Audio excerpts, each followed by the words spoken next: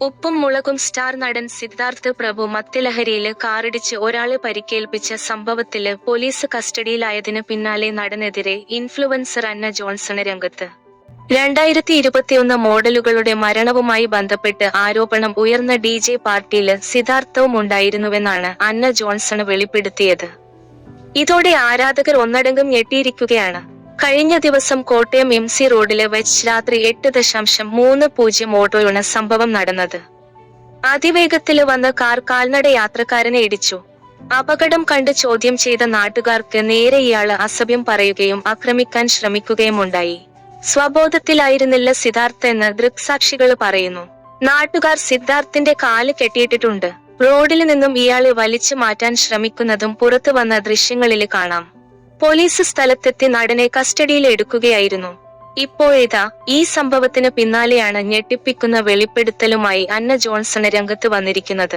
അന്നയുടെ വാക്കുകള്: മോനെ, ശരിക്കും അന്ന ചേച്ചിക്ക് സങ്കടം തോന്നുന്നുണ്ട്. നീ ഓർക്കുന്നുണ്ടോ, 2021 ഒക്ടോബർ 21 കൊച്ചിൻ നമ്പർ 18 ഹോട്ടലില് വെച്ച് നമ്മള് കണ്ടിരുന്നു. ഞാൻ നിന്റെ കൂടെ കുറച്ച് ഫോട്ടോകൾ എടുത്തു. അത് കഴിഞ്ഞ് എന്റെ വ്ളോഗിംഗ് വീഡിയോയില് കുറെ നീ പതിഞ്ഞു. അത് കഴിഞ്ഞ് അവിടുത്തെ ദുരൂഹതയും 2 പേരുടെ മരണവും ഉണ്ടായി. ഞാൻ കൊച്ചിൻ സിറ്റി പോലീസ് കമ്മീഷണർക്ക് പരാതി കൊടുത്തു.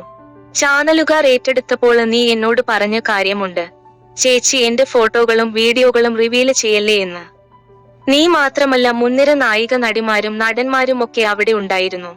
ചെറിയ പിള്ളേർ, ചേച്ചി ഞങ്ങളെ ഇതിലേക്ക് വലിച്ചിഴക്കല്ലേ എന്ന് അവർ എന്നോട് പറഞ്ഞു. അവരുടെ പേര് പറഞ്ഞ് എനിക്ക് വേണമെങ്കിൽ റീച്ചുണ്ടാക്കാമായിരുന്നു. ഈ ഡിസംബർ 25 വരെ ഞാൻ വാക്ക് പാലിച്ചു. കാരണം നീ എനിക്ക് വാക്ക് തന്നിരുന്നു. ഞാനിനി ഇതിന്റെ പുറകെ പോകില്ല, നന്നായിക്കൊള്ളാം എന്ന്. എന്താണ് മോനെ അവസ്ഥ?